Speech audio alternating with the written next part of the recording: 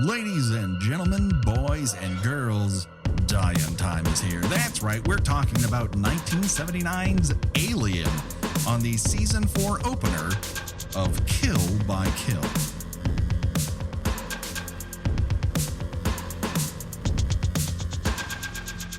Well, greetings and salutations, Internet. It's your old pal, Patrick Hamilton, coming to you once again from outer space, where people have a very hard time hearing you scream. This is the Kill by Kill podcast, where we're dedicated to celebrating the least discussed component of any horror film, the character. So we're going to unpack all the goriest of details of 1979's sci-fi horror classic Alien in the hopes that a Weyland Yutani's employee's death is just the beginning of the jokes that we might make at their expense. And as always, there's only one person I trust, that if I come down with the case of the alien down my throat, she will keep me outside the fucking spaceship like she's supposed to.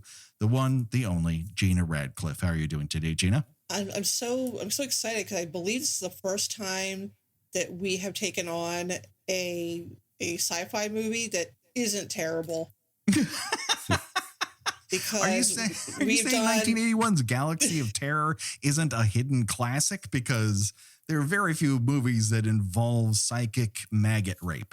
I am saying that, and I am saying that Leprechaun in Space was also not a good movie. But here we are talking but there's about... a drag show in the middle of it for no particular reason, and the leprechaun jumps out of somebody's penis. You're saying this doesn't rise to the level of 1979's classic Alien? But here we are talking about not just a good science fiction movie, perhaps the best science fiction movie. It can be argued, absolutely, and certainly a one that holds up in comparison to so many that have tried to copy it over the years. But before we go too far into that deep, dark space uterus and find ourselves surrounded by ravenous xenomorphs, I don't want to scare you, Gina. We are not alone. That's right. We have a special guest. And of course, you know him from dozens of movie and television appearances over the years, from Bridesmaids to Grey's Anatomy. And if you're in Southern California, where those LA people, you can catch him and Drew Droege as they return to the Dynasty Typewriters stage on Wednesday, February 2nd for their show. It's Mitch and Drew, and we've never felt younger. The one, the only, Mitch Silpa. How are you doing today, Mitch? I'm so thrilled to be talking about this movie. I love this movie. And it is awesome. Yeah, it's incredible. It's incredible. Yeah, so many movies have copied it. It's so good. And it totally holds up. It's wild how all the components of it live beyond it, and yet it took a lot of people ahead of time to make it such a classic, and we'll get to that. But before we do that, I think usually when we launch into a new franchise, we always talk about the first time that we saw it. And Mitch, you are the sort of alien virgin, as it were, of this particular crew. Well, I'm only 21 years old. No, I somehow... For the babe. Yes, this was my first time seeing Alien, which is really weird because I love movies and I pride myself on my movie knowledge. Alien just got away from me. I weirdly have seen Aliens, which I love, but Alien just kind of came out at a time where I couldn't handle scary movies, I guess. It always was, I was told it was so scary, but now, I mean, I'm kind of glad I saw it now as a full-on adult. It's so good. Yeah. It's my first time. So this was it. It was a week ago. Excellent. Gina, when was the first time you saw Alien? You know, I don't remember exactly when the first time I saw it was, but I have a very distinct memory of being about 7 years old and overhearing my aunt talking about having gone to see it in the theater and being absolutely appalled by the chestburster scene. Sure, yeah. And I'm listening to this and I'm like, whoa. And you know, of course, you kind of get an idea in your little child brain about what that might look like. Mm-hmm. And somehow, incredibly, it actually is even worse than I imagined what it would look like. This movie had such a cultural tale to it. And for the longest time, it was somehow, I don't know, it was put in a little box that was entitled gross. And even for me, like, I did not see it until after I saw Aliens. We will get into my alien story. I think I've told it on the podcast before. My cousins were supposed to take me to see Top Gun. And there was a group across from us in line that were waiting to see aliens, and they freaked out at the idea that they were going to see aliens. And so we swapped tickets with them, and my cousins took me to see aliens. And I came in one person and I came out another. And I immediately sought out Alien, a movie that had scared, the very idea of it had frightened me, even though every element had been spoiled for me by Mad Magazine. Yes. Yeah. Same with me. I knew everything that was going to happen, and still it was great. Yes. And side note, I think you got so lucky. Aliens is so much better than Top Gun. I agree with you, with the exception of that one volleyball scene. It's a lot of gum chewing. Yeah, it's pretty hot. Yeah. I mean, listen, they know how to play beach volleyball in jeans. They sure do. So for me, like Alien, like meant this gross thing I was never going to be able to see. It was just verboten to me as a young, sheltered Mormon boy. And then the other component that always stuck out to me was the film's tagline, which I was introduced to with one of my first jobs, which was at a appliance warehouse and furniture place called Chatham & Becker in La Crescenta, California. And in the warehouse, where all these massive refrigerators and washing machines are, that I, as a frail 75-pound weakling, whoever, like I was a tiny boy, and I would have to haul these up to the top floor to get them out to people's cars and vans and whatnot. On the wall, someone had spray painted, God knows how long ago, at Chatham & Becker, no one can hear you scream. This was a warehouse in which I was the only person in. Just constantly surrounded by shadows. It was frightening as hell. There was no outside light. And so that all of that just built up the dread of what Alien was. And then when I saw it, like my life became Alien and aliens. This was what I was going to dedicate my life to being a part of. Like I wrote a script for Alien 3 in my dad's garage on his ancient computer. I love that. Terrible. I love that. Me too. I want to read it. No, you don't. I do. I really do. Oh, it's nothing good. I promise you. No, it's even better. I want to read it. Obvious idea of what an Alien 3 could be. There are no space monks in my Alien 3. But for those of you who are, I don't know, like I need at least some kind of plot synopsis, Patrick. I can't get past this. Well, good news, because I found something that's going to help you. I'm going to read it for you now. It is my favorite interpretation of the Alien film. Here we go. Spaceship people get up from sleeping coffin and have eat. Computer woman finds strange noises on planet and astronauts go to see. Astronauts find big elephant man who dead and then find too many egg. Astronaut is possesses by egg demon and new egg demon is come when they eat bad salad. 7 friends and cat all try to find egg demon before spaceship go home, but is working. Who will life to escape? Who is bad milk blood robot? That's a big question. And scream not working because space make deaf. I'm just going to refer to Alien forevermore as too many egg. It really is too many eggs. I will also have to disagree with one thing on that description. I don't think the cat was helping. No, the cat was just being a total asshole. The cat was not helping. It's really, really not helping at all. When we talk about, so let's get into a little bit of backstory here of Alien before we get into. Wait, can I share one thing? Sure. When you mentioned in space, no one can hear you scream. This is very juvenile, but I remember when I was a kid, people would say, in space, no one can hear you fart. And that was like our clever parody of Alien. Because really, both are true. Yeah, one's no more true than the other. Absolutely. No, it's just science when you think about it. Yes. That memory came back to me.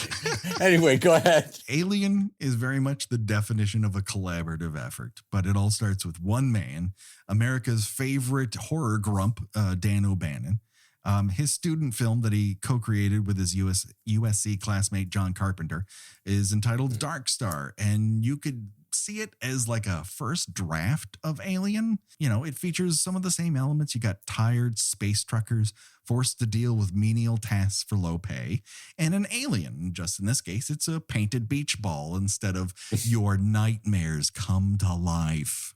Instead of a haunted house in space, it's more of a nihilist stoner comedy for the most part. So you could call that Alien's egg stage. Still, the genesis of Alien is crawling around in the air shafts of O'Bannon's head, and he gets hired to put together the special effects and design team for Dino De Laurentiis's lavish production of Frank Herbert's Dune, with Midnight movie surrealist Alejandro Jodorowsky directing. So he carts himself off to Europe with not a dime to his name, and he gathers a list of creators who would, and I do not say this lightly, would go on to shape cinematic sci-fi and by extension, popular culture for the next 40 plus years. You have French artist Mobius, you have Ron Cobb, you have Chris Foss, and a Swiss man once voted most likely to fuck your freestanding AC unit, H.R. Giger. Jodorowsky's script, which featured drawings and designs by himself and all of these other artists, sort of became a legend once the film itself fell apart. And as other filmmakers would go on to borrow from it liberally, including one fellow USC nerd, George Lucas, for a little flick he called Star Wars, starring Luke Starkiller. So never heard of it. I don't know. But that Jodorowsky's Dune book was recently bought as an NFT by someone who is under the belief that he can now just make his own fucking Dune. That's the fun. He's just going to make his own Dune series and sell it to Netflix. Sure. That's how copyright law works. I own a digital copy of something, like I borrowed it from the library, and I can do whatever the fuck I want with it. NFT bros, wake the fuck up. Okay, so Alien is about to enter the facehugger stage here, because when Dune explodes, O'Bannon returns to America penniless, and he ends up on the couch of his old school buddy, Ronald Shusett, who asks for help cracking a screenplay adaptation of Philip K. Dick's We Can Remember It For You Wholesale that will eventually become Total Recall. Can you imagine the amount of movies that are coming out of this one idea here? Yes. In exchange, O'Bannon needed help with his little alien idea, and he was calling it Star Beast at the time. So Star Beast has a great hook that an alien would use any creature as a birthing system, and you couldn't just stab or shoot it because it has acid for blood.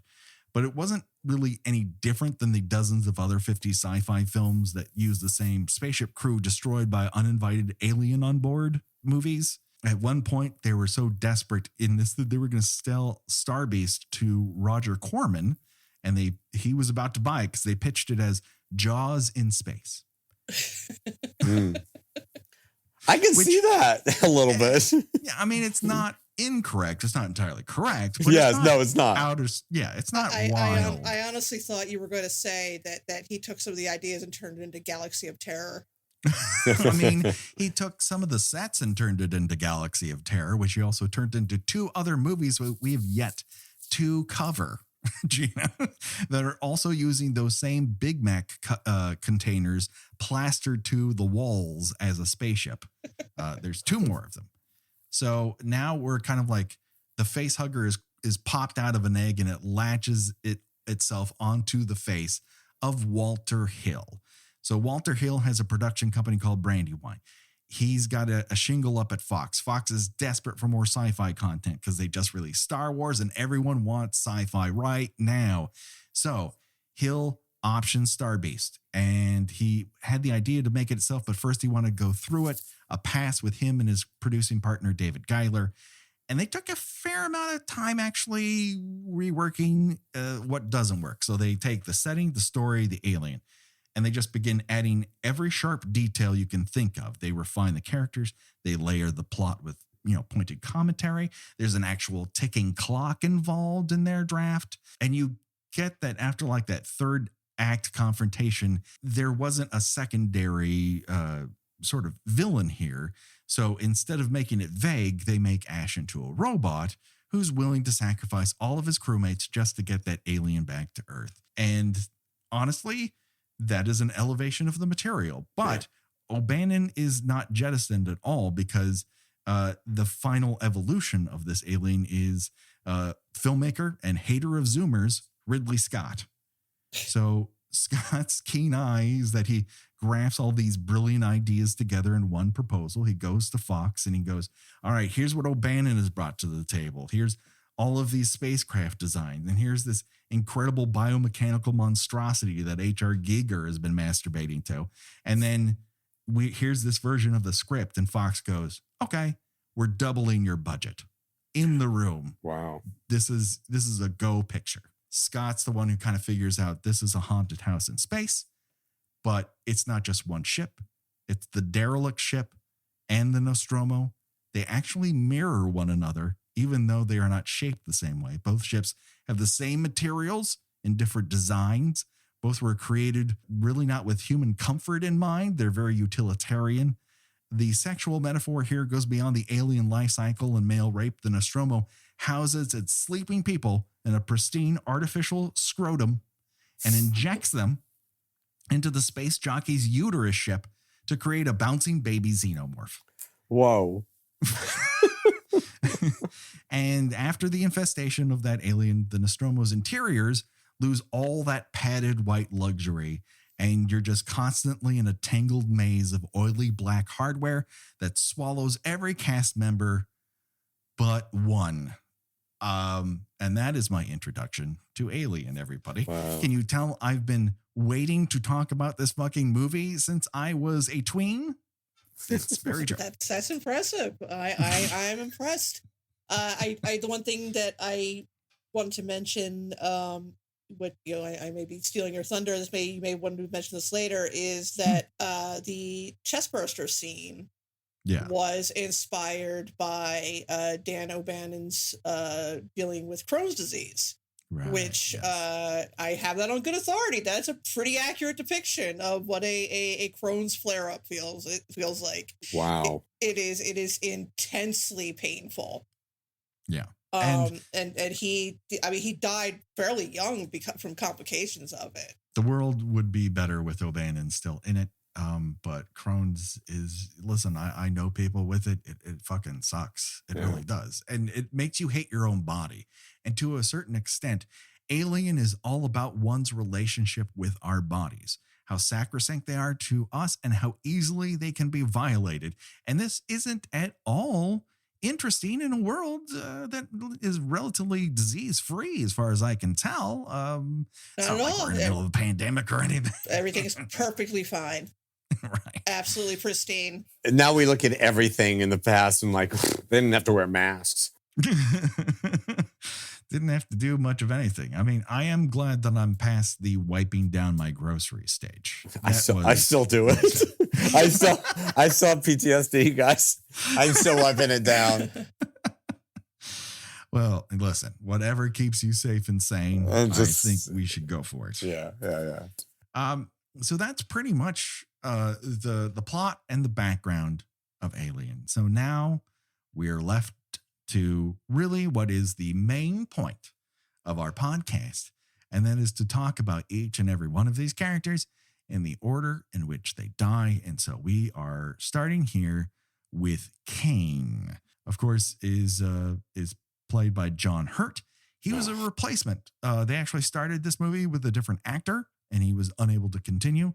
Hurt was originally their number one choice, but couldn't do it due to scheduling conflicts. So he came back in and they reshot a fair number of the Kane scenes with John Hurt involved. I'm fascinated with finding out what he was no longer able to continue means with that actor. If I remember correctly, it was an actor by the name of John Finch, and the first day of shooting, he had a severe bronchitis attack and just could not go on. He was just not physically able to go on. Oh, that sucks. So they started filming a bunch of other scenes that didn't involve Kane and then went back to the Kane stuff.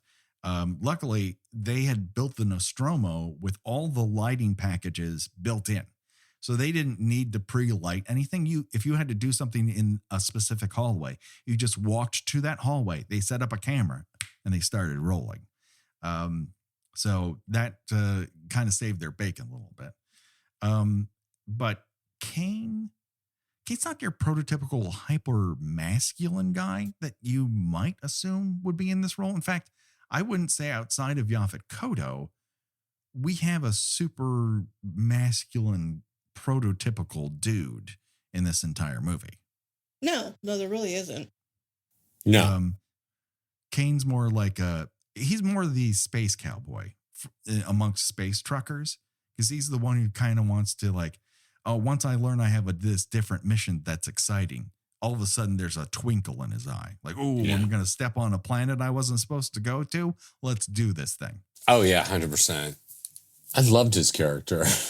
My favorite line of his is when they get down to the planet's surface and they're like, listen, we can't see. We don't know where we're going. The signal is fading.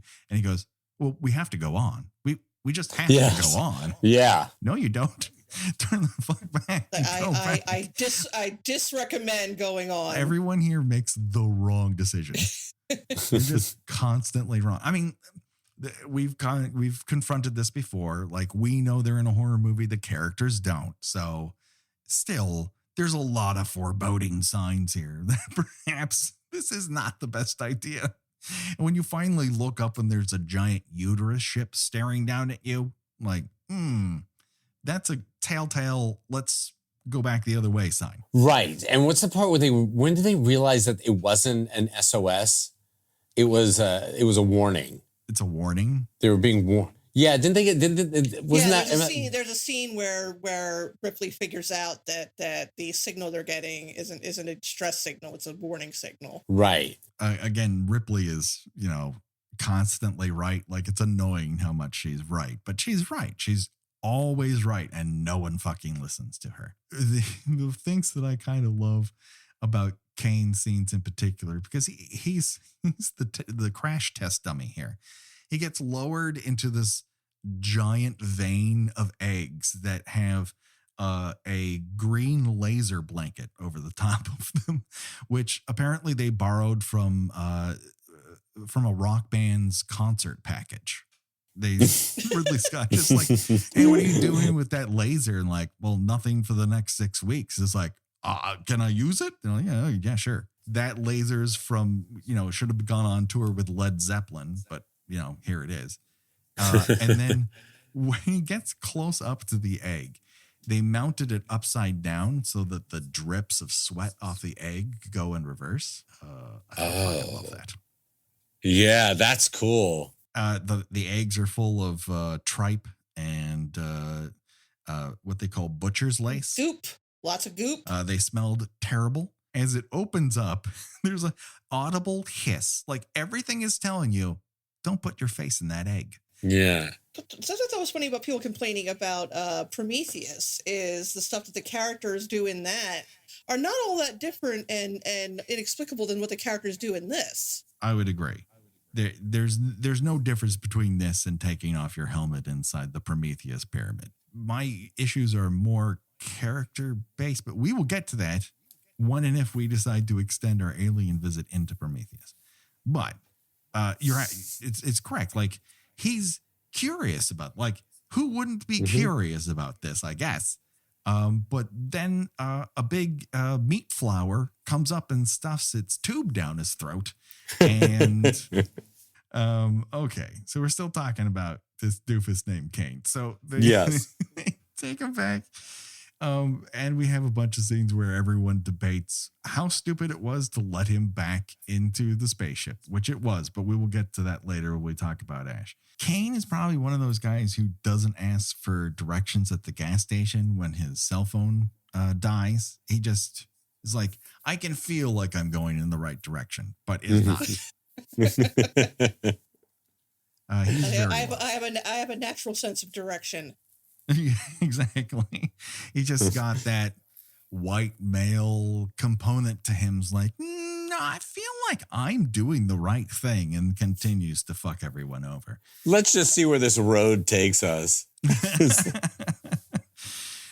So once he's back woken up in his very sexy low-cut bodice, that is the one component. Can I make a comment about John Hurt in this movie? Yeah. I have never thought about, I mean, I always think he's a wonderful actor, Mhm. but I've never thought, oh, John Hurt is cute. Yeah. He was very attractive in this movie. I mean, Better than the Elephant Man. Well, that's true.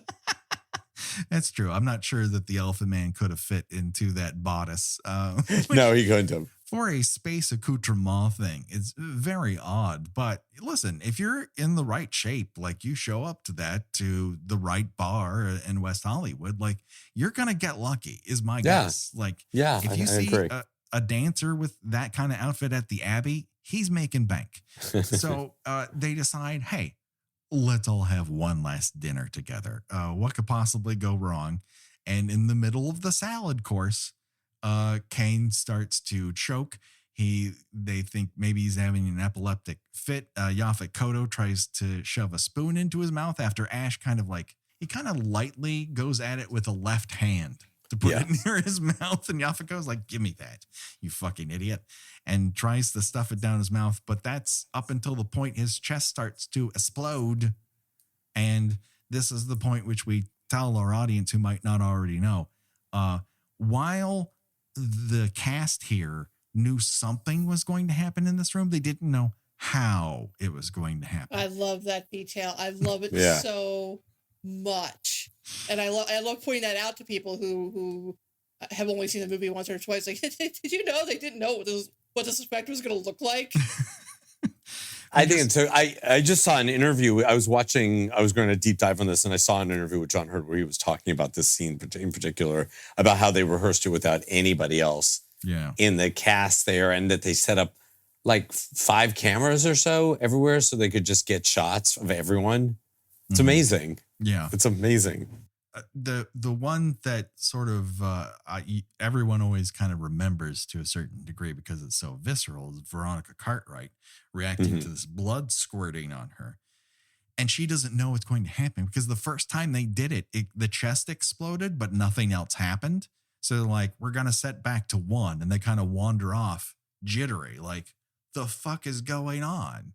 And then they don't know that this puppet is going to come right out from the chest and that they have these medical tubes with blood poured into it that they're just squirting out of it. And one just whips her in the face a couple times. And her reaction is visceral. She got a money shot of blood right in the face. Yeah. It is, for a movie that's already horny, a lot of fluid to the face is kind of taking it an extra step. So you already have something shoved down a guy's throat, which again, it's not like he wasn't asking for it. And then this happens and people are freaking the fuck out. What these people don't know is that this is just the first stage of our beautiful baby boy xenomorph. And so they decide, let's get some nets. Let's get some cattle prods. Let's try and find this bad boy. And that's where we get to our next wonderful cast member, Brett. Brett, of course, played by the incredible Harry Dean Stanton. Aww. I love him. Yeah, he's great in almost everything. And here, he's working everyone's favorite catchphrase, right? And he's a space mechanic who might be underpaid, but in his defense, he also underperforms. You could say that Brett doesn't have any internal motivation, and that while he doesn't like many aspects of his job, he is perfectly suited to simply float along in a metal box wafting through space. And you would be right. He's like the chillest man alive. Yeah, I also love his friendship with Yaphet Kotto. They seem like real friends. It's great. They're in the trenches together. They're the Rosencrantz and Guildenstern of this particular journey. Yes. You don't think they're going to be the main characters, and yet they have a lot to do with the plot pushing along. I am constantly grossed out by the sequence which Brett meets his untimely demise. When Brett enjoys the defrosting, greasy ice drip in the maintenance Ugh. bay. Oh yeah. Yeah, just taking that pause, it refreshes. Oh my God. Like, there's no way that all of the water that's dripping on you isn't touched by a terrible space chemical, you know? Like, it's not good. It's not good. And it always is very surface level on his skin, the way it's photographed. So it seems clingy and liquid like, but wrong. Yeah. They're on this ship for like years, aren't they? There should be like a shower stall he can use if he wants to freshen up a bit. Yes. No, I'm sure they have a way to have a real shower, but he's kind of like, whatever does in a pinch sort of way. And what most people don't see unless this thing is projected for you in 70 millimeter is that just behind him is the alien crouching upside down like Spider-Man from those chains. It is really, yes. Yeah. You can see that again. See it in the 4K, but the first time I really caught it was a screening on the Fox lot that I forced Becky to go see with me after work, and she was viscerally upset by him taking off his cap and luxuriating in his condensation. Oh God, you don't know what's up there. You don't know what's up there. Yeah. But Brett, dressed in his constant Hawaiian shirt, probably means he listens to Jimmy Buffett. And for that reason alone, he probably deserves to die. Brett lived as he died, looking for pussy and finding trouble in a dark alleyway. Anyways, yes. You've been storing that one in your pocket for years, haven't you? Yes. If it's one of those, or where the elite meet Simpson jokes that I constantly use. Yeah, for sure.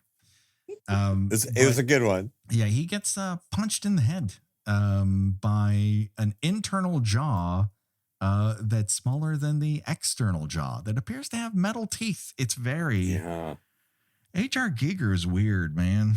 That's what it comes down to. Dude was weird. And he gets carried away upside down, which sounds fucking horrifying to me. Yeah, his yelps in particular sound like he's very much not in control of what's going on. It's kind of a and you're like, oh, whatever end he's going to is not good. Yeah, we don't see it, but we can imagine. Oh, yeah. Yeah. In the director's version of Alien, we do have some idea of where Brett is going, and that is true of our next character, Dallas. In this version of Alien, because there isn't an unlimited replication availability for this alien, he converts bodies into eggs. So later on, when Ripley has her flamethrower and is just searching around for the cat, she finds Dallas and Kane's bodies slowly transforming into alien eggs. And that's where Dallas says, "Please kill me," in a very whispery voice. I haven't watched the entire director's cut, but I've seen that clip. Yeah. That's disturbing. Yeah. So it sort of makes sense because the alien isn't doing the thing we naturally assume, like, well, hey, this alien boy, he's growing. He need to eat. But in truth, he doesn't need to eat. His purpose is to make more xenomorphs. So kills people or stings them with his tail to keep them alive. And then somehow, through some process we are not privy to, transforms them into an egg so they become future face huggers. So this is sort of Alien. Whoa. That's touched upon in Aliens, like all the people sort of like you glommed onto the wall. That's they're all carriers of the baby aliens. Yes, exactly. So in that we have an alien queen, so she can actually lay eggs. So for that, like, they bring people back to the hive and kind of they're like honey manufacturers, like facehuggers pop. They launch onto a planeteer there, and we get a new alien. So but we really don't know how they eat. That is never explained, as far as I'm aware, in any of the canon, or whether or not they need to. They just might exist because they're not carbon based. I don't know. It's just the delightful mystery of Alien. Yeah, I guess I just assumed incorrectly based on nothing that they ate them, that they ate Harry Dean Stanton and we just ate. But yeah, this is so much more disturbing. Right. I mean, listen, both the Alien and Aliens version of this, where people are like, please kill me. I do not want to melt into an alien egg. I don't want to be forced to give birth to an alien chest burster. Please kill me. Like, both of them fucking suck. Like, to pick your poison. It's really gross. But let's talk more about Dallas as a character. Number one, he's tired, dude. He's tired. He's already got that Tom Skerritt perpetually 55 years old look. Yes. Yeah, he is, and he's not old here. He's young, but he's just got a hangdog thing that works constantly. Sure, we love him as a silver fox. We love him with just the mustache. But here he goes mustache and beard, and he really wants to go to sleep. He wants to get home. He wants to get paid. He doesn't want to talk to a computer named Mother. He doesn't want to walk several miles to check out a space uterus. I get it. He's done. He's done he's just done his job. He wants to go home. And that's like his defining trait as a character. He doesn't want to put up with this shit.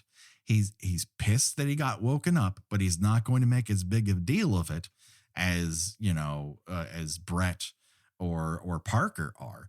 But he understands, like, he gets it. He does not want to be doing this. He is doing his own research. He doesn't want to stay outside. He would 100% swallow horse dewormer. Let's just say it right out loud. Come on, don't do Dallas. That's a huge assumption about poor Dallas. I mean, he did do a pretty brave thing in crawling around those air ducts. That's true. But one could say the same thing about drinking your own pee. So, I don't know if you could, but we'll give you that. Dallas reminds me of a dad who's trying every underhanded subterfuge in the book to try to get his family to just pick one fucking Christmas tree already so he can go home and watch a football game. Has a seething anger underneath it. Was like, I don't want to be fucking doing this. I want to be doing that. And that's eventually when they learn that Brett has died, they figure, okay, we got to corner this alien in somewhere where we can trap him in an airlock and jettison him or her into outer space. And to do that, he's got to crawl around the air ducts like a real diehard. And it is possible that Ash might have given him a sensor unit that doesn't do anything. This is a current theory that Dallas, in an effort to subterfuge the capture of the alien or jettisoning of the alien, has given all of the crew this device that, quote, senses changes in microdensity, which won't fucking help them at all in finding this alien, which is why it's such a surprise when the alien gets him. So there you go. Dallas died as he lived, working his way around a tube that he's just lost inside of and ignoring instructions from a more qualified woman as for where to go. Was he do you think he was ignoring the instruction or just got confused? I think he's genuinely confused and he's relying on a piece of equipment handed to him by a man as opposed to instructions from a woman. That's the vibe I get. I got to watch that part again. Because everyone's telling him, like, it's coming down this shaft. He's like, I'm not getting a reading. The reason he's not getting a reading is because Ash handed you a piece of shit. Ash fucked him. Yes. Ash fucks everybody in this movie. Oh, man. Even fucking Ash, man. Fucking Ash. Rolled a porno mag. Ash fucks people in this movie. That we got to tell you that that mag that's going in her mouth. Like, what? Who thought of that? See, this is the wonderful thing about a movie that works as well as Alien is, like, it takes everybody from the cast, the crew, the director, the designers, people on the conception level, everyone contributes something fucking amazing. Yeah. And one of the elements that wasn't there originally and comes later is Ash, a man robot made of milk condoms by the look of it. Yeah. Milk and spaghetti. I was going to say milk balloons, but condoms is better. I mean, you're all right. We can all be right. It has been said that Alien is perhaps the weirdest, horniest sci-fi movie. And Ash is a big part of that. The character was added by Geiler and Hill to be that secondary villain. And he makes some of the most distinct character choices in the entirety of the sci-fi genre.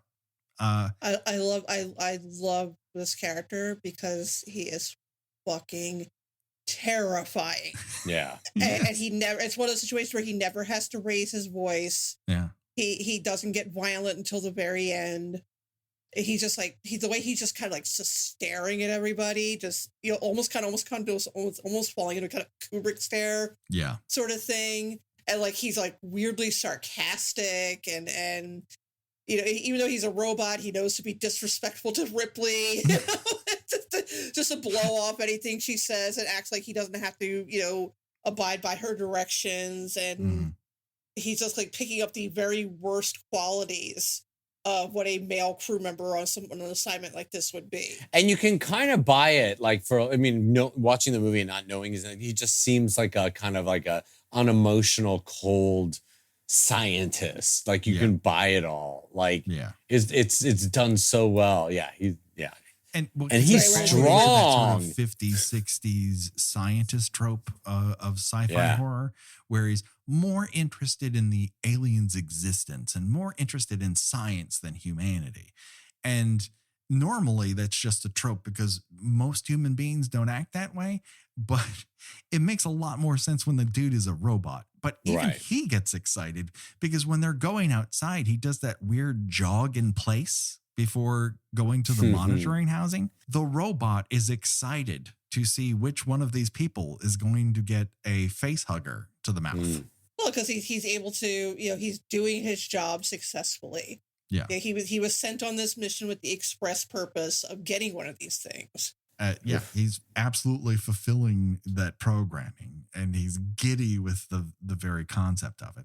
When during that chest burster scene, he is staring eye daggers at Kane, just watching for everything. And on first blush, when you don't know what he is, you think, well, he's watching him for signs of something, but what? And then when you do know what he is, he's watching him for signs of what's going to happen to him? Because I know something's going to happen to him because that facehugger is dead. So either the alien isn't compatible with humans or it is, and I just don't know when it's going to happen. And he's just eating nuts and berries, just giddy.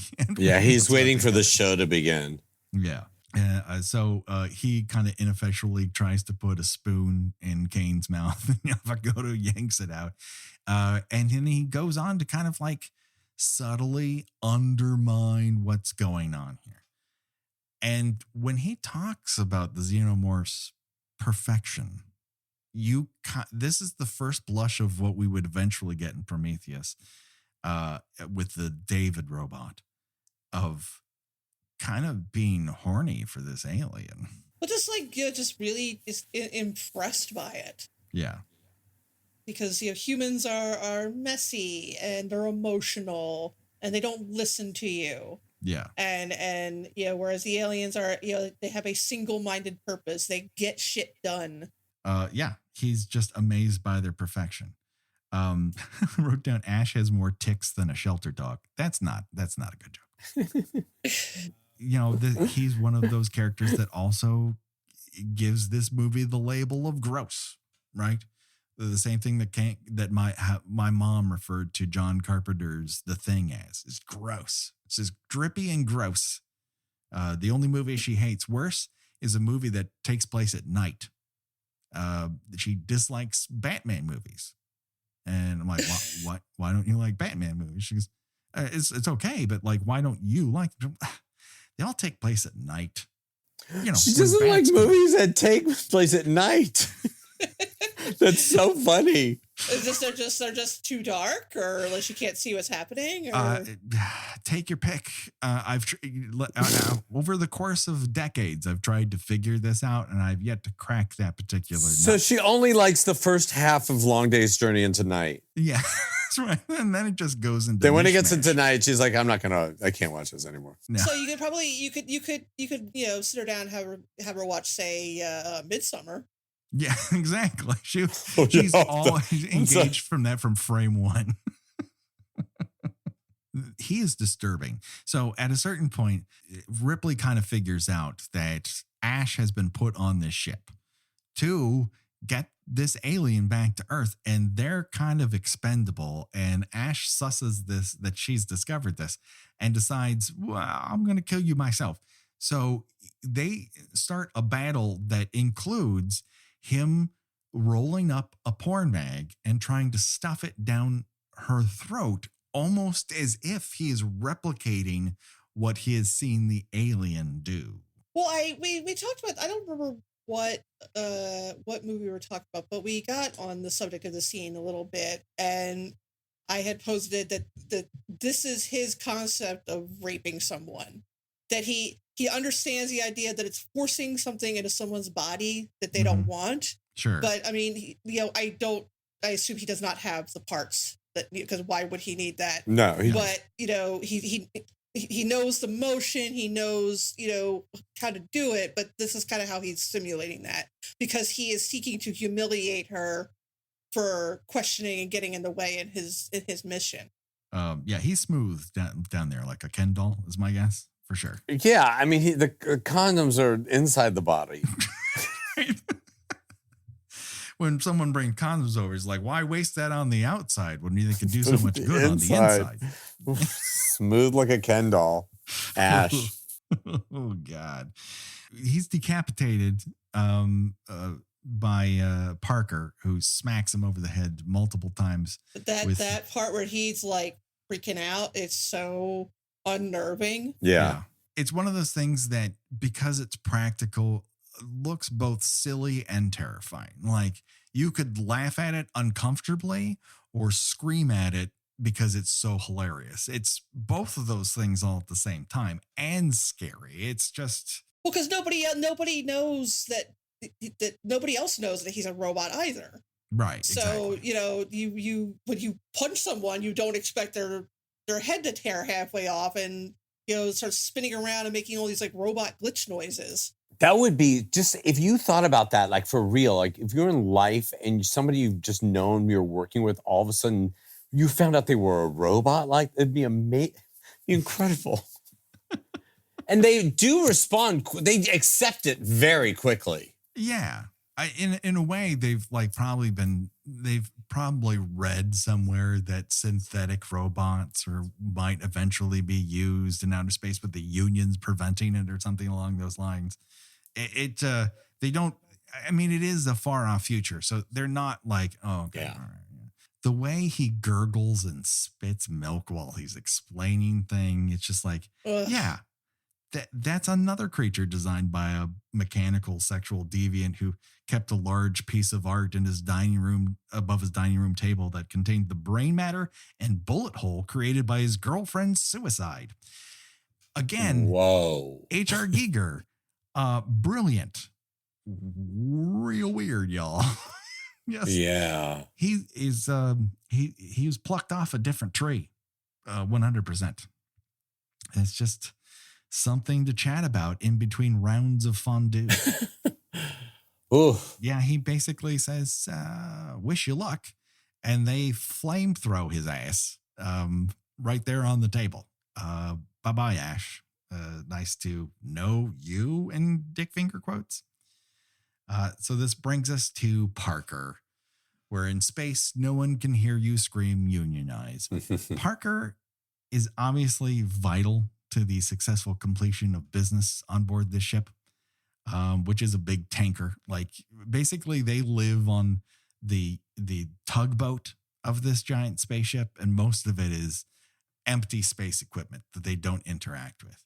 He just doesn't hold a rank high enough to make any business decisions. Yeah. So in many ways, he's in sync with Dallas.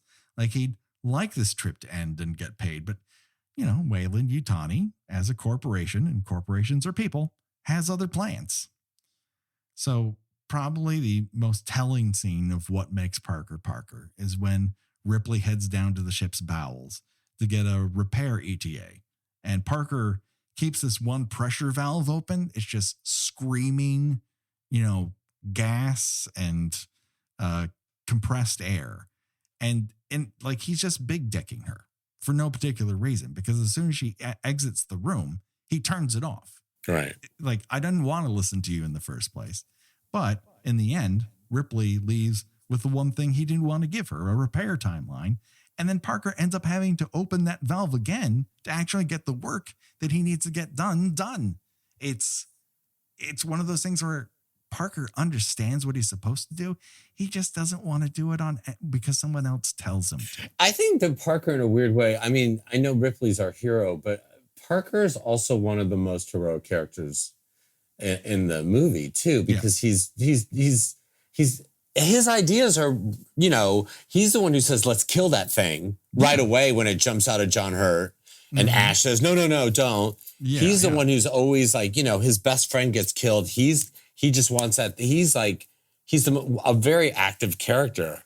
Yeah. He's very proactive throughout the course of it. And he's 100%, you could see him, living through this. It's just through happenstance that he finds himself in the wrong place at the wrong time. Right. But he does actively try not to cause harm and save people throughout this. And for that, it should be commended. He might not be the guy that you love to hang out with at a barbecue, but you would want him on board your ship because he would get shit done. Mm-hmm. Yes. So when they decide finally, now that Ash has told them they're expendable, it's like, well, why don't we get the fuck off this spaceship? Like, fuck this company, fuck this spaceship, fuck that alien, let's leave. And to do that, they need to do certain things.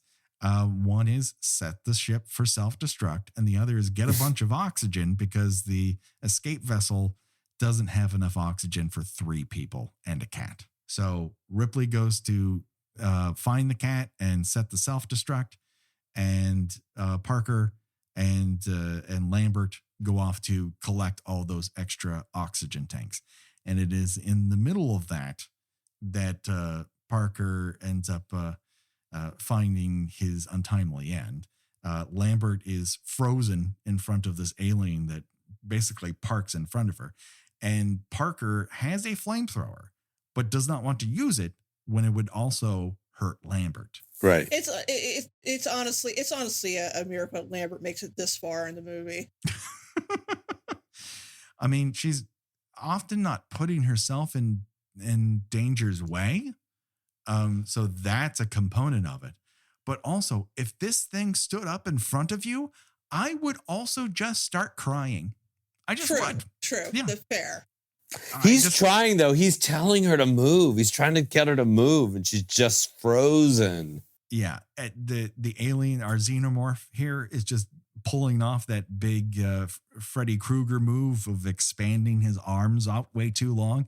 And she's just too freaked out. It's too fucking weird. The last time they saw this thing, it was a tiny penis worm skirting across the floor.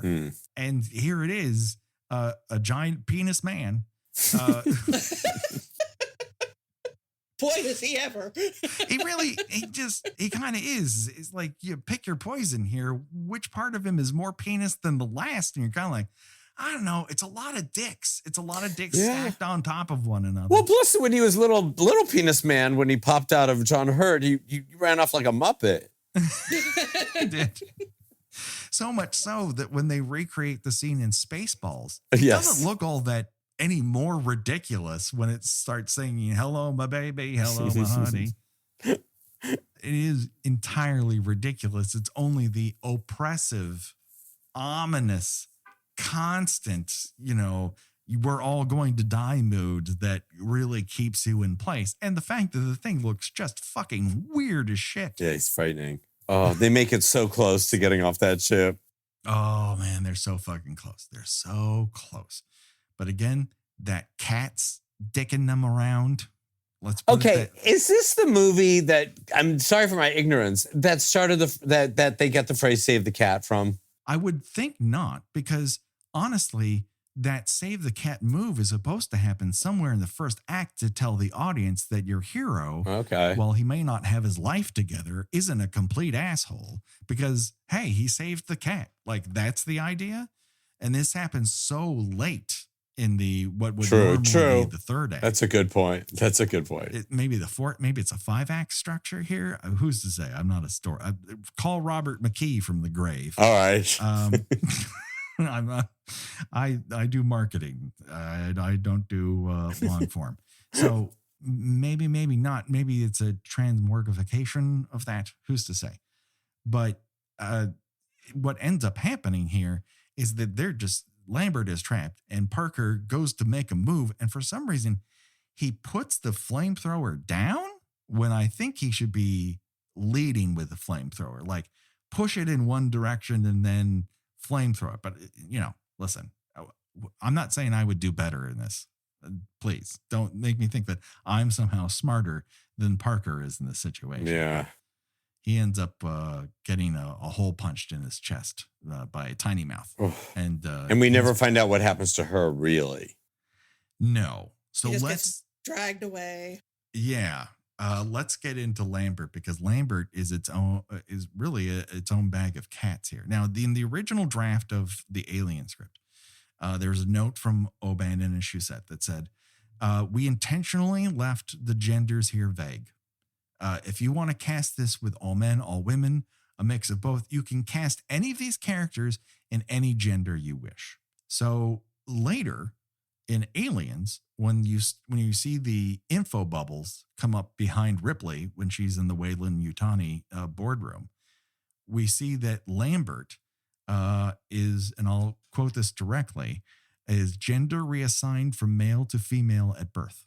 So Lambert is trans. Oh, wow. Canonically, I suppose, if you assume that the canon continues past the first movie. So Lambert is an audience surrogate. She's a trans character. She's also the one who constantly falls apart. She's not particularly right a bunch of the time. She's put in a situation she is not prepared for.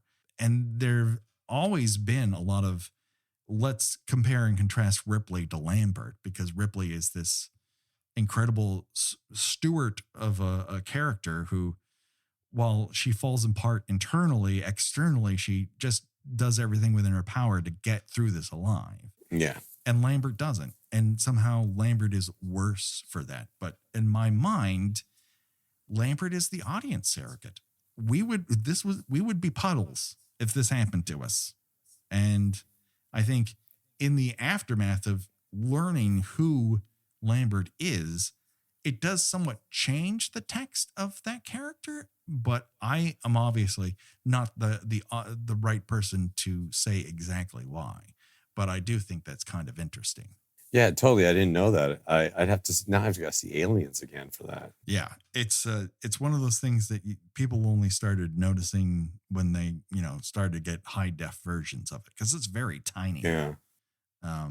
But yeah, that's one of those things that they felt was an interesting homage to the sort of gender fluid version of the script that O'Bannon and Shusett set up. Cool. So her death can be read a bunch of different ways.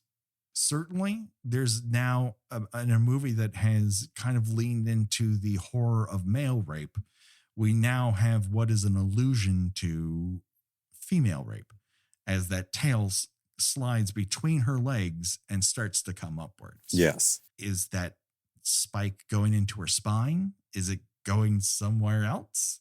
We're never told, and our imagination is making up all the horrible things about it. Yeah, it's bad. Yeah, no matter what, it is bad. The nicest version of this is that the stinger on the end of the tail has a neurotoxin that puts you to sleep, and she would end up becoming an egg. But she also screams in such a way that something terrible and prolonged is happening to her. And we only hear it. It's our imagination that is filling in all the blanks, and all those blanks are gross and wrong. Yeah, and the scream just stops abruptly. And where, you know, you're wrapped up in the panic that is Ripley. And so let us talk about Ripley. Why not? She survives, but she's certainly worth examination. We'll come back to her many times. So let's talk about this version of Ripley. Here's the other thing that is the aliens retcon of this character, which is somewhat telling. Ripley was born on a planet in the midst of a viral pandemic. And so when she says standard operating procedure is for you to keep a pathogen outside the spaceship, she is speaking from legit real world experience. That is why she is very put out when Ash says, no, bring him on board, because she knows the end game of making that kind of move. And a lot of these people don't. They were not born in that circumstance. And so she is very connected to the idea of do not let a foreign body on board this spaceship, you fucking idiots. That's cool. Yeah. Yeah, she's all business in this. You know, whereas in later movies she would react with anger when people don't listen to her. Here she just seems kind of, you know, both exasperated and at the same time pretty much used to this, used to it by this point. Yeah. Well, in Aliens, she definitely has some, you know, PTSD from this thing. Right. But like, when this movie came out, if you were like, before you knew that she was the main character, it's sort of interesting because I could see seeing this and not knowing that she's the hero of this movie, because actually in the first shot when they're waking up, the first character that wakes up is John Hurt's character. Yeah. And so you can believe, like, just by storytelling or by movies, go, oh, this is our hero. And he's the first one to die. He Janet Leighed the whole thing, you know, like, but we don't know, like, we now know Ripley's the hero, but at the time it probably, you know, and she was also, this was her first big movie. So it wasn't like she was a movie star. So, I think that's super cool, if to be in like one of the first audiences of this movie and not know who's going to survive. To be honest with you, Yaphet Kotto was probably the biggest on-screen presence of any of these actors. Like Ian Holm, mostly known for stage stuff before this, you know, probably seen here or there. Tom Skerritt, new on the scene. Harry Dean Stanton doing a lot of indie stuff, probably not that well known. John Hurt, again, another British stage actor. Veronica Cartwright, you know, had been a child actor. And this was more like, oh, here's the adult Veronica Cartwright, everybody. So, you know, you don't know who's going to live to the end of this if you come in completely cold, which is how most audiences entered this film in 1979, because the marketing for this is so intentionally vague that it could mean anything. You see a bunch of people in spacesuits and people scream, but you have no idea what parts of the movie any of this is happening in, and it really is not trying to tell you. So when stuff happens and she's at the end, like, it makes sense now, but at the time she was considered a swerve. Sure. And she doesn't talk that much in the beginning of the film. Yeah. It's great. Another crew member. Yeah. You know, she's as important as Brett. Really. 100%. Yeah. She's one of those people who seems like she was passed over. You know, she's obviously smart enough to have been a captain, but, you know, space misogyny has kept her, you know, in a secondary command role for a really long time. And when she sees people who have more authority than her, namely Dallas and Ash, fuck up, she's righteously pissed about it. She tries to keep it together, but when she confronts Dallas in that hallway, it's like, do you know anything about Ash? Do you know who this guy is? And he's like, I don't know, man. I went out 5 times with a different science officer. This is the first time he's ever shown up on a ship, and he was assigned 2 days before we took off. It's kind of like, I also loved her. Care. I also love the way she handled that confrontation with Ash. The way she handled it, she's obviously pissed off about it, but she handles it like it's just great. It's just so like, oh God, I wish I could handle it when I'm that mad and I want to talk to somebody. She's awesome. I obviously have a thing for Ripley and for Sigourney Weaver in this movie, and Aliens is a big component of it. But she is legitimately great in this role. Like, you can tell that she's a star the second she shows up, but you figure, like a lot of women in horror movies, she's the star who gets killed about halfway through, and you're like, I can't wait to see her in something else. And it's a revelation when she's at the end of this, setting the ship to explode, then realizing she has to find a cat, then try to turn it off. And the space computer's like, fuck it. We're still exploding. I love the human touch of her kind of singing to herself to I guess to try to keep herself calm. To do something non-confrontational. Oh yeah, I did too. I love that. It felt very human. It certainly a lot is made of her stripping down in that final sequence on board the life raft. But it should be noted, like, that is also standard. Like, when they get out of the space coffins at the beginning of the movie, they're as stripped down as she's getting. Like, that's how you get into those things. You're not wearing a full suit of armor when this happens. So yes, obviously the movie is going for a bit of eye candy, but it is not legitimately necessary for her to get into this sleeping chamber in the least amount of clothes possible. Right. And you can also justify it because we know why she has to do that, because we know she's going to has to get into that suit in order to like have the oxygen when she knows her plan is to knock the alien out of the spaceship and the door's going to open. So they have to figure out, well, we got to get her out of her clothes and naked. But, she is walking around. It's the 70s, she's walking around this.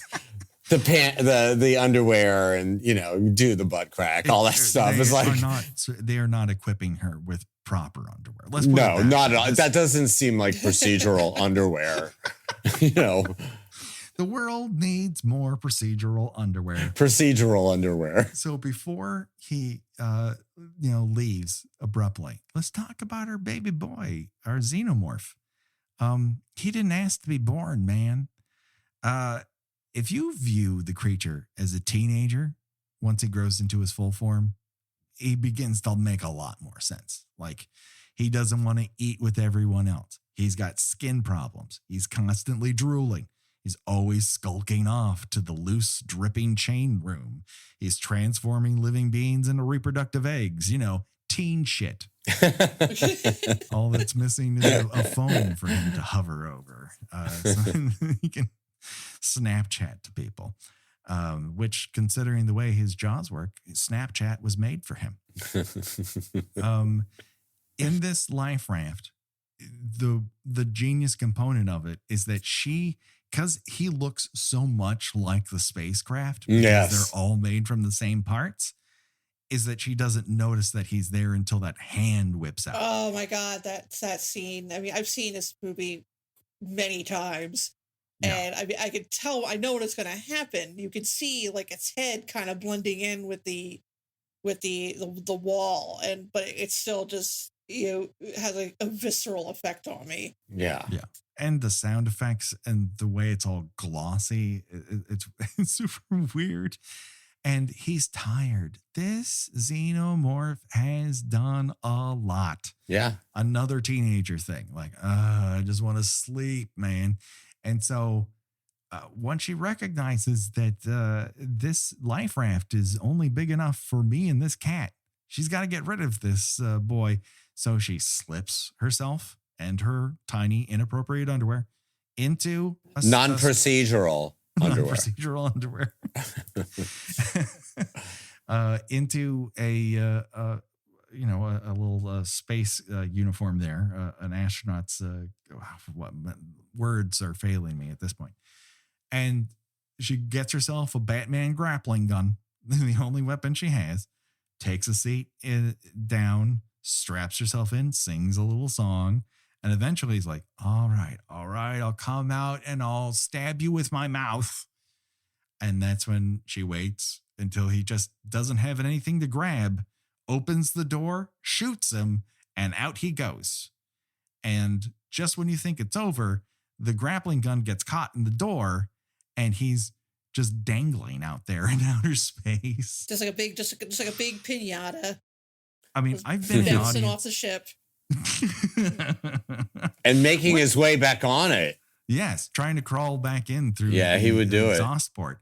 It's one of those things. Like, I've been in an audience that you can tell the people who haven't seen it before, and the way they are like exhaustively screaming at this point, like, "Oh my God, why won't it die? Why won't it die?" And yeah, I get it. Why won't it die?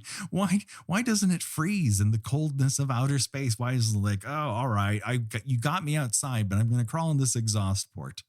Well, Ash says earlier about him that, what does he say? I can't remember the line, but he's explaining it, so you can't kill it. He's not going to die by conventional means. And certainly any of the means that you would use in outer space would also kill you. That he's the perfect creature. So the only way to make sure that this guy doesn't, like, hold on to the wing like a regular Twilight Zone terror at 50,000 feet is to burn him up in the exhaust. And he just becomes splashes of water on the camera as he coasts off into outer space, never to be seen again, or at least until 1986. Yes. Anything else to be said about these characters from 1979's Alien? I think that they are, for whatever limited time they have on screen, they all feel pretty richly drawn to me. They're distinct from each other, which as is often been the point of our show, you don't really see in a lot of horror movies. The characters tend to be very interchangeable, and they don't really do anything except stand around waiting to die. Here, they look different from each other. They have distinct personalities. It's easy to remember their names, which is something that you and I both run into in the past with trying to keep characters straight in horror movies. But they give just enough. The script gives them just enough detail that they feel like actual lived-in people. Yeah. Yeah, they all feel like they have a backstory, and it's as simple as, with any movie, whether it's a sci-fi or anything, that you actually care. I care about these people, and I want them to live. Yeah. There's other sci-fi movies that are kind of like knockoffs of Aliens, where I'm like, these just people, they don't feel like they're cardboard cutouts of people, and so you kind of you're not invested. But these, you get really sad when one of the characters die.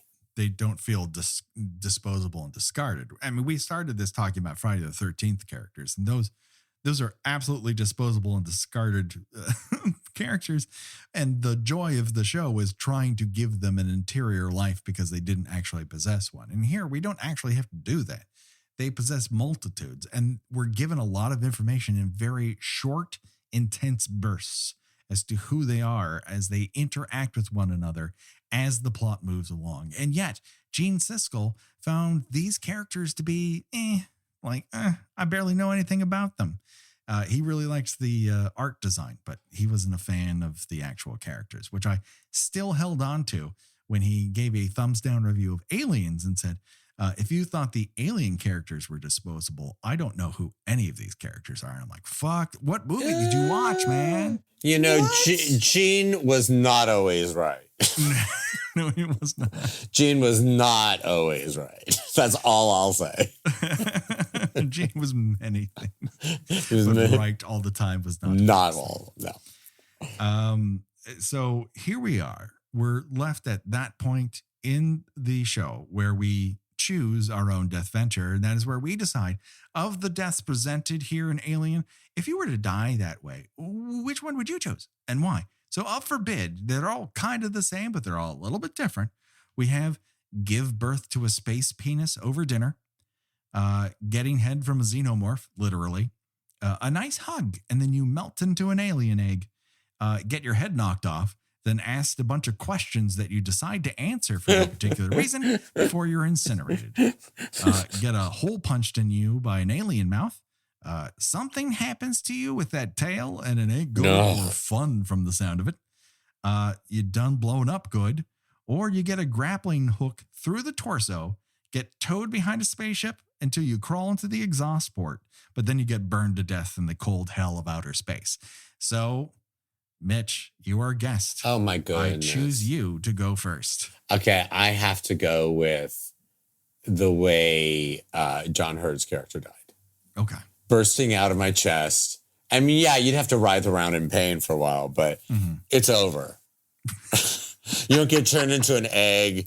You don't get possibly like getting some weird alien arm going up your leg and doing who knows what. You know, it's a burst and you're probably not even conscious.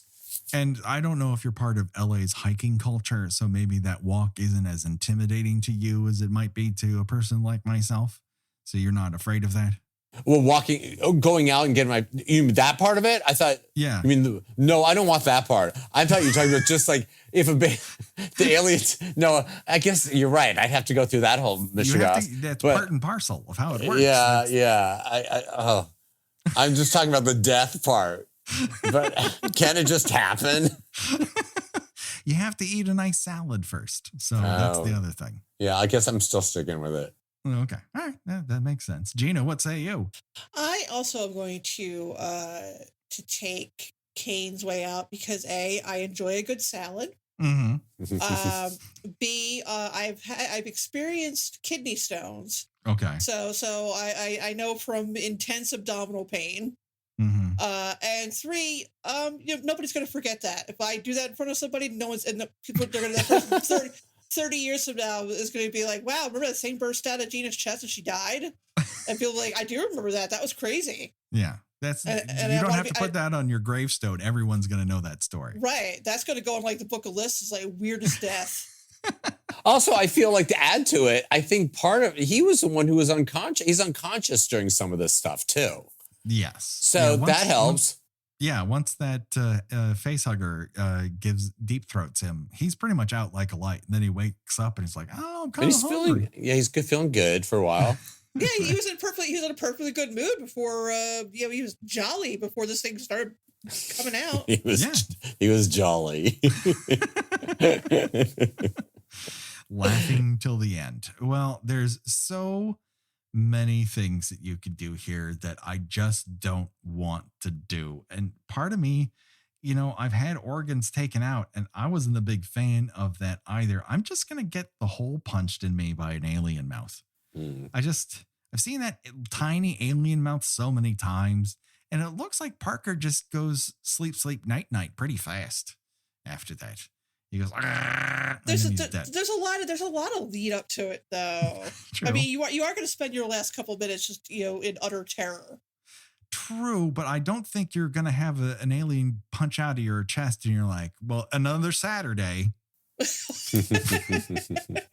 True. So pick your poison. I mean, it's either coming in or going out. That's what you're left with. I'm just in no way, shape, or form dying by transforming into a fucking egg. No, thank you. I was also thinking we don't really know how Dallas dies, but then hearing that story about, that's awful. So if you don't watch the director's version, he probably gets an alien punch to the face that he's out. But now that you know that you're slowly melting into a Yankee candle that transforms into a face hugger, like that's a hard pass for me. Yeah, that's no good. So before we go, of course, we like to do plugs. Mitch, where can people find you on social media and hear about what you're doing right now? It was so dark and now I have to talk about my social media. This is the way the show works. We're all about death. Great. I am on Instagram and under Mitch Silpa Pics, and I'm on Twitter under my name at Mitch Silpa. Excellent. And then you and Drew Droege are doing your show at Dynasty Typewriter. Yes. Is this prepared in advance? Is this improv? It's all written. We did it. We actually did it there in November, and it sold out, and it was super fun. And so we're doing it again in February. And it's just all 7 sketches that we wrote, and it's all written. And maybe we'll improvise while we're doing it, but it's technically all written. And of course, if people want a sample of what you and Drew do, you have been doing occasionally over the pandemic a sketch of two elderly gay men who seem to know tidbits of old Hollywood history, and you just spit them at one another. Yeah, it's called Two Old Queens Who Just Have a Minute to Catch Up. And we've done, it's just all the videos are like a minute 15 seconds. Just these two older gay men who are calling each other, and they always have a different reason why they only have a minute to talk on the phone. His are always just, he's panicked, but it's like the reason's just light as air. And mine is like deadly serious, but I say it light as air. And then all they do is just drop every sort of celebrity from every era. And it's not just movies, it's also songs and Broadway. And it's just Drew and it's basically our conversations, but just condensed. And we love saying just some you'll know, some celebrities you're like, who's that? And it doesn't matter. Some of them, it's one of those things where I think if someone were 20 and they heard all this, they'd have to keep a Wikipedia open just to know, like, who's Stephanie Powers? I have to tell you that there's been a surprising amount of people who are in their 20s who love it and they do get it. And then there's people who are like in their 40s, they're like, I don't know who any of these people are. So I don't know. I think either you're interested in esoteric references or not. It's not an age thing. Oh my God. But it makes me just double over in laughter every single time I see it. And I love both of you. I think we're doing those characters in one of the sketches. So they are in the show that we're doing. Oh my God. That is so fantastic. So people, if you're in LA or even if you're not, travel. It's the great time to do it. Travel here and see that show. Fantastic stuff. Gina, where can people find you on these here internets? I write about movies and television at thespool.net. By the time this goes live, I will be covering this year's Sundance Festival from the comfort of my own couch. And I will have reviewed the new Scream and season 3 of Apple TV's Servant. And I am on Twitter and Instagram under Gina Does Things. That's GENA. Do it today, people. Check it out. You can find us on Twitter and Facebook and Instagram, all those places. You can help support us on Patreon, where we're doing fun things like this month we watched Let's Scare Jessica to Death, which is a fantastic film. That was a listener choice.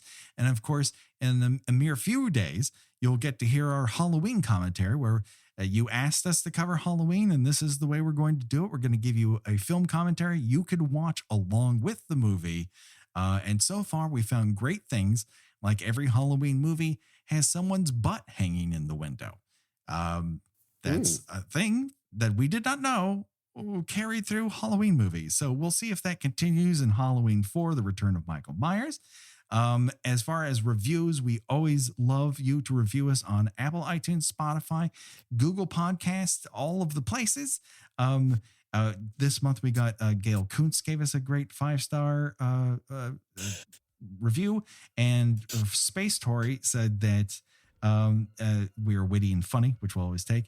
And then as far as her favorite kill that we've covered, Friday the 13th, I'm sorry, it's student bodies being paper clipped to death by the breather.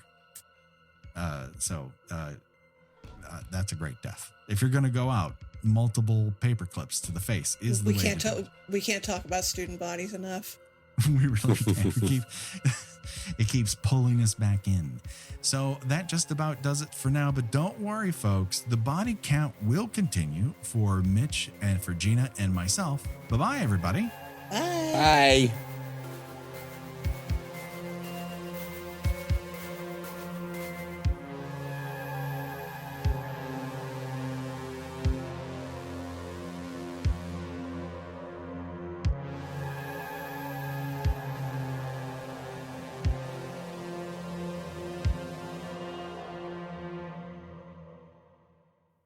Yeah, Patrick, your number is going all over the place.